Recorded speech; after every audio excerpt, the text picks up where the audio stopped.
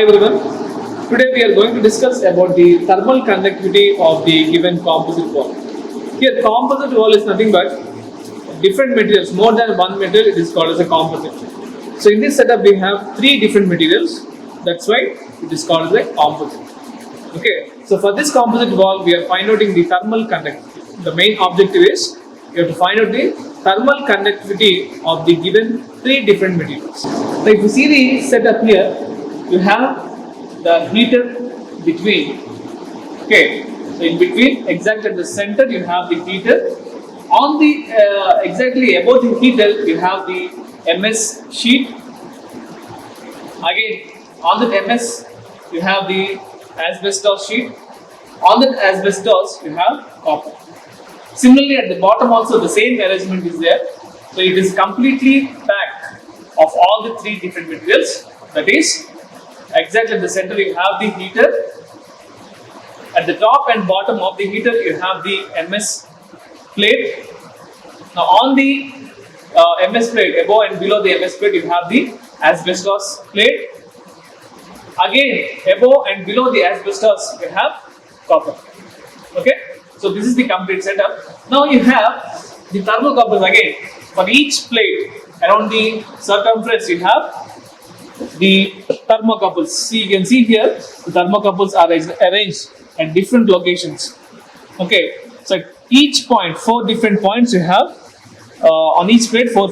So 4 into 3 you have 12. So 12 thermocouples are being arranged inside the pack of this composite wall. Okay, now if you see here again, once you on the power button, this is the thermostat which is used to vary the voltage. Now this is the voltage display. So slowly increase the voltage. At 60 you have to close the voltage. 60 volts we are giving. Now once you give the voltage of 60, slowly the heater starts being heated and the heat will distribute uniformly to the all the plates.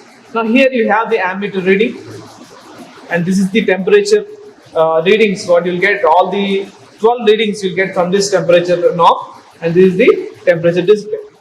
Okay, so these are the readings. This is the T1, T2, T3, T4, T5, T6, T7, T8, T9, T10, T11 and T12.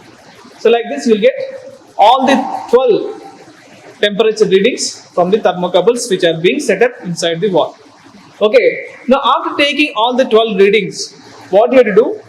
You have to again wait for 5 minutes and again you have to take the 12 readings until steady state. So in every experiment you have to wait until the steady state temperature reaches. Then only you have to do the calculations. If you are not waiting until the steady state, you will not get the exact calculations. So for every experiment, you have to wait until the steady state temperature reaches.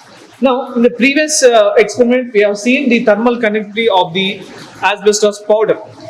Okay, so there we are finding the thermal conductivity of the asbestos powder. In this case, we are finding the thermal conductivity of the given plate.